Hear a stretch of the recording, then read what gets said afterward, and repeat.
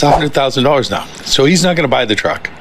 It's going to sit on my lot at the higher interest rates we're paying right now for floor plan, and nobody's going to buy the truck. Walk into a dealership today and you will see it. Discounts on SUVs that once promised to be best sellers, electric crossovers stacked in rows, luxury badges with no takers. For automakers, time is running short. Oversupply means capital locked in asphalt lots. Buyers sense leverage, but hesitation lingers with rising costs and fading subsidies. The question is not whether these vehicles can sell eventually, but at what price and with what level of brand damage left behind. And looking at the slowest sellers reveals not a lot. So here are 7 of the slowest selling SUVs. Audi Q5. Luxury crossovers are supposed to be the safe bet. Practical enough for families, polished enough for image, and priced just within reach of the upwardly mobile. Yet even in this dependable category, one longtime favorite is beginning to show cracks in its foundation. For years, one model offered an ideal balance between everyday usability and entry-level prestige. Buyers who wanted a luxury badge without stepping into the highest tiers often gravitated toward this mid-size option as the obvious choice. It had the right look, the right logo, and just enough refinement to feel like an upgrade from the mainstream. However, recent data tells a different story, one of rising inventories, soft demand, and lost momentum. Dealerships across the United States are currently sitting on a 179-day supply. In automotive terms, anything above 90 days is considered unhealthy. That means dealers would need nearly 6 full months to sell off current stock, even if production stopped tomorrow. In raw numbers, more than 7,000 units sit idle, while fewer than 2,000 have sold in the last 45 days. That is not just a slowdown, it is a signal. The biggest factor appears to be price. The most recent redesign came with a steep increase, nearly $8,000 more than the outgoing version. For shoppers already near the top of their budgets, this bump pushed the vehicle into more contested territory. What used to be seen as the approachable choice now feels like a premium that does not quite deliver on its promise. With average prices landing in the mid-$50,000 range, many potential buyers are pausing. Some look upward toward bigger, more prestigious models. Others look sideways to competitors offering similar features for less. The larger market context has also changed. Financing a new car has become more difficult. Average interest rates on auto loans now exceed 6%. Monthly payments are growing and consumers are adjusting. Add in surging insurance premiums, up sharply over the past 2 years, and it becomes clear why even loyal brand fans are hesitating. This model once thrived by offering just enough luxury to feel special without breaking the bank. Now, it feels like a stretch. Competition adds to the problem. This segment is packed with contenders. Other luxury automakers offer their own takes on the compact sport utility formula, some with more tech, better incentives, or stronger reputations. When pricing moved higher, shoppers had more reasons to consider an alternative. Whether it's a BMW, a Lexus, or a Volvo, rival brands have sharpened their offerings while keeping their value equations intact. There's also a perception issue. The badge in question carries a reputation for sleek design and sharp handling, but it does not quite sit at the very top of the luxury hierarchy. Buyers staring at a $56,000 price tag might wonder whether a few thousand more would buy them something more exclusive, or whether a few thousand less could still buy something just as good. In that middle zone, it's easy to lose ground. Dealers are left holding the consequences. Cars that sit for nearly 200 days represent tied up capital, lost space, and rising pressure to discount. While price cuts can move inventory, they also erode profit margins and weaken the image of exclusivity. It becomes a cycle: soften the price to clear the stock, but risk making the brand feel less special in the process. Still, this is not a bad vehicle. It continues to offer strong safety ratings, a refined cabin, and smooth driving dynamics. Yet even a well-engineered product can lose momentum when its value story no longer feels compelling. In this case, rising prices and tightening wallets have made a familiar favorite harder to justify. This story shows how even a trusted name can falter when perception and pricing drift out of alignment. Reputation helps, but trust in value is what ultimately drives sales. If you're finding these breakdowns useful, make sure to subscribe and give the video a like so we know to keep bringing you more data-driven insights. Now, as we turn to our next model, the spotlight shifts from a saturated segment to a niche brand where even limited supply cannot guarantee demand. Alfa Romeo Stelvio. Some vehicles promise excitement through heritage and design, offering buyers something distinctive in a sea of conformity. Still, a reputation for flair is not always enough when consumer trust remains fragile. Dealers report a 180-day supply of Stelvios, with just over 800 units available nationwide. In the past 45 days, a mere 210 have been sold. Those numbers aren't simply disappointing. They reveal that even modest inventories can't be absorbed when a brand's image fails to connect with mainstream buyers. The Stelvio struggles are tied less to raw pricing than reputation. With an average transaction price in the mid-$50,000 range, it lines up directly against the Audi Q5 and BMW X3. However, Alfa Romeo lacks the established dealer network, brand trust, and long-term reliability record of its competitors. Stories of service headaches and durability questions continue to circulate, making potential buyers wary. Even enthusiasts who love the idea of an Italian sport utility often hesitate at the thought of long-term ownership costs. This is the key difference between Alfa Romeo and a brand like Audi. Audi suffers because of pricing and competitive positioning, while Alfa Romeo suffers from confidence. The buyer pool is small to begin with, and even when someone is tempted, lingering doubts about reliability become enough to redirect them to a safer choice. Dealers, meanwhile, face the paradox of low volumes but still stagnant sales. Even with under 1,000 vehicles in stock across the entire country, they're not moving quickly. The lesson here is that heritage branding alone can't carry a model. Italian design, racing pedigree, and styling may catch the eye, but in a segment dominated by cautious, high-spending buyers, durability is paramount. Until Alfa Romeo overcomes its perception gap, the Stelvio will remain a curiosity rather than a contender. This dynamic sets the stage for a very different type of challenge. From the boutique struggle of Alfa Romeo, attention shifts to a mainstream electric vehicle that arrived with strong reviews and bold styling, but finds itself at the mercy of timing and policy changes.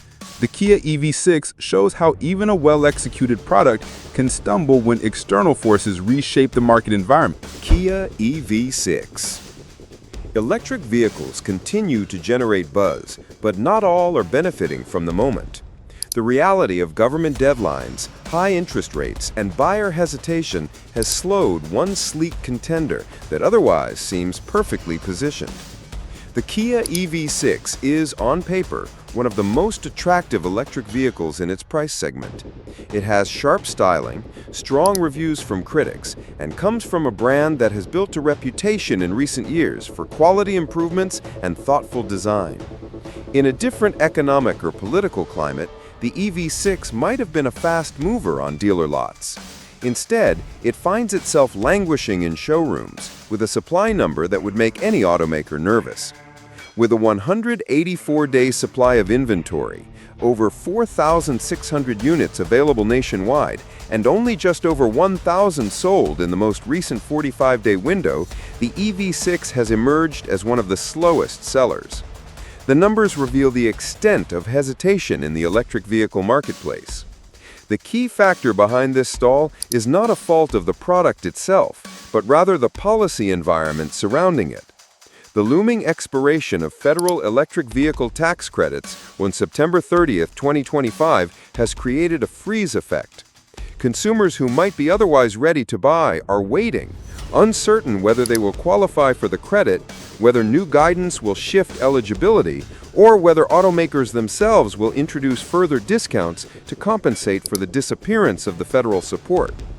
The EV6 illustrates how a model can be praised and still stumble, not because of its engineering or its design, but because of external financial structures.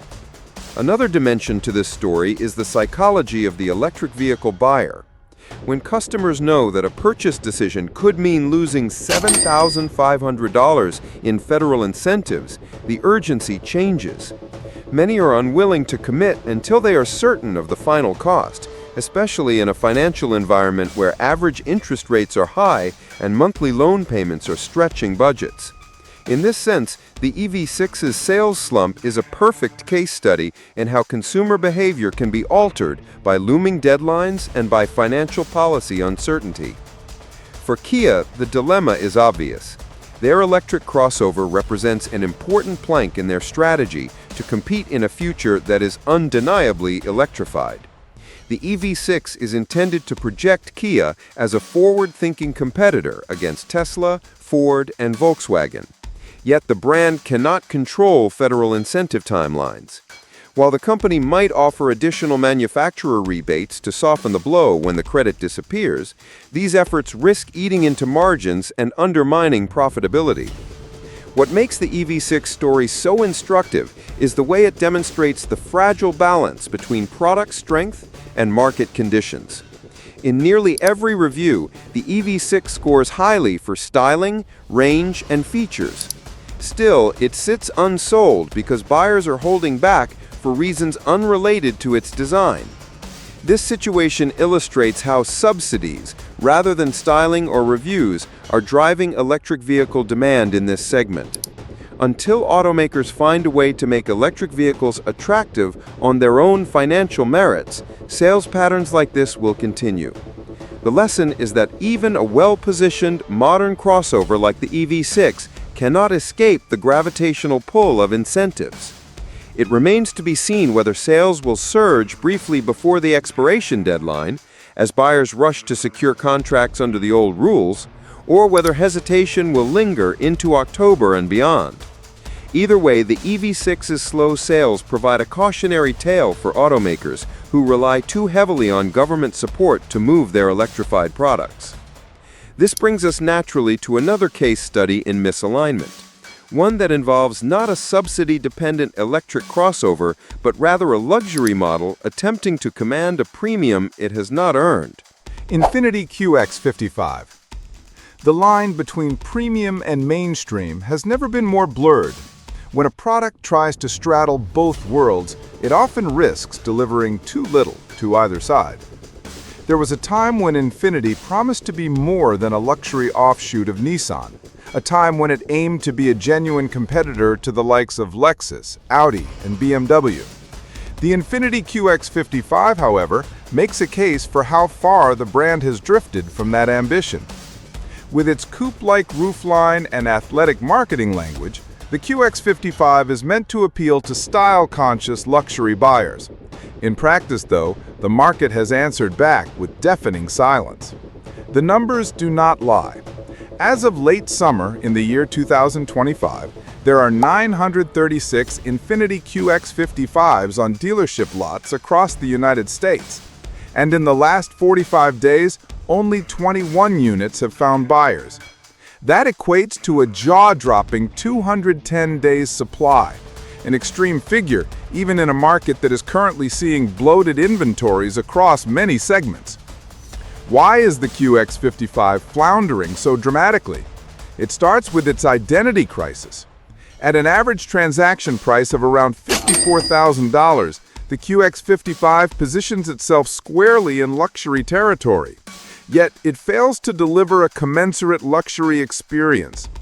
Critics and consumers alike have noted that its interior design, materials, and technology stack feel far too similar to Nissan models that cost thousands less. In short, it carries a premium badge without a premium payoff. Compounding the problem is its positioning. The coupe-style SUV trend appeals to a narrow slice of buyers, those willing to sacrifice rear headroom and cargo space in exchange for aesthetics.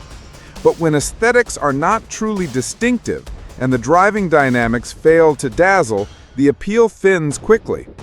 The QX55 does not convincingly outperform more established rivals, nor does it offer a value alternative.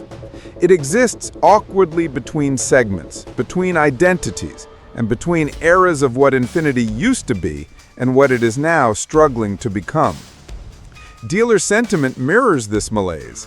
Several retailers have quietly slowed new QX55 orders, citing stagnant showroom traffic and little interest in test drives. The incentive strategy from Infiniti has also been lackluster. While competitors have become aggressive with financing deals and lease terms, the QX55 has yet to catch up, possibly due to thin margins or internal hesitation. All of this leads to a model that is not only underperforming, it is nearly invisible. With just over 24 sales in a country of over 300 million people, the QX55 has in effect. The Grecale also illustrates a larger theme in the luxury market. Simply being expensive is no longer enough to secure demand. Consumers want luxury that also feels justified, performance that excites, technology that impresses, or sustainability that signals forward thinking. The Grecale, while stylish, does not offer standout features in any of those categories. Its pricing pushes it into the same bracket as vehicles that outperform it on multiple fronts. As a result, Maserati dealers struggle to move inventory, while buyers who might otherwise indulge choose safer or more rational options. Unlike Ford, Maserati's problem is not oversupply created by mass production.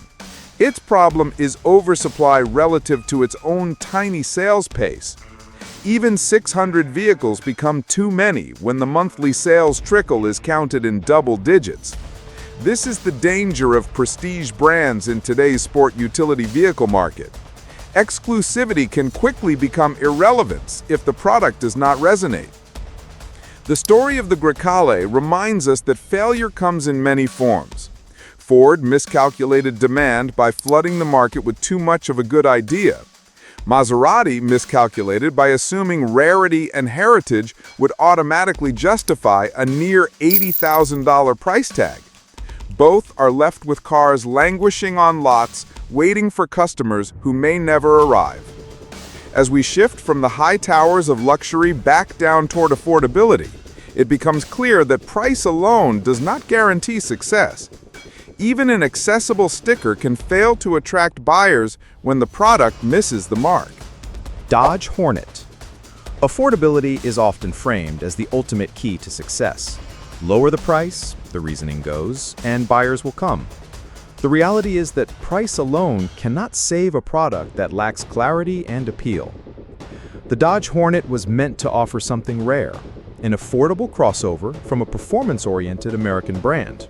At just over $36,000, it entered the market at a time when mid-size and luxury sport utility vehicles were becoming prohibitively expensive. On paper, it seemed like a smart move. Yet, with a 271-day supply and fewer than 500 sold in the most recent sales window, the Hornet is proving that affordability alone doesn't guarantee success. Dodge's problem starts with perception. For years, the brand built its identity around muscle cars, big engines, aggressive styling, and performance-focused marketing. That legacy doesn't translate naturally into the compact crossover space, which tends to prioritize practicality, reliability, and value. Consumers looking for a sensible, everyday utility vehicle often skip Dodge entirely, and those who do consider the Hornet are met with a product that feels somewhat out of place.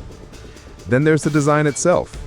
The Hornet closely resembles the Alfa Romeo Tonale, which shares the same platform under the Stellantis umbrella. While this helps reduce costs, it also raises questions about originality. For buyers paying over $36,000, a rebadged product, especially from a brand without strong crossover credentials, can seem like a poor value proposition. Affordability is also relative. With average interest rates for auto loans hovering above 6%, even a $36,000 crossover translates into monthly payments that stretch household budgets. When combined with surging insurance premiums, up more than 30% since 2023, many buyers expect more than just a low sticker price. They want reliability, strong resale value, and a refined driving experience. The Hornet offers none of those in abundance. Dealers, meanwhile, are stuck with inventory that simply doesn't move. A 271-day supply signals deep oversupply. Most manufacturers aim for a 60 to 90-day inventory window. Dodge is nearing triple that. Discounting can only go so far before profit margins erode and long-term damage to brand reputation sets in. The Hornet's failure is telling. It proves that even at the lower end of the pricing spectrum, a crossover won't sell without buyer confidence and appeal. Where luxury vehicles might struggle due to price, the Hornet struggles because its value doesn't justify even its modest cost. This makes it clear. The issue isn't just about pricing too high or too low, it's about delivering the right product for the right audience. As we move on to the Maserati Grecale, we'll see that being on the opposite end of the price scale doesn't make a brand immune from the exact same outcome: slow sales, cold dealer lots, and a disconnect with what buyers actually want.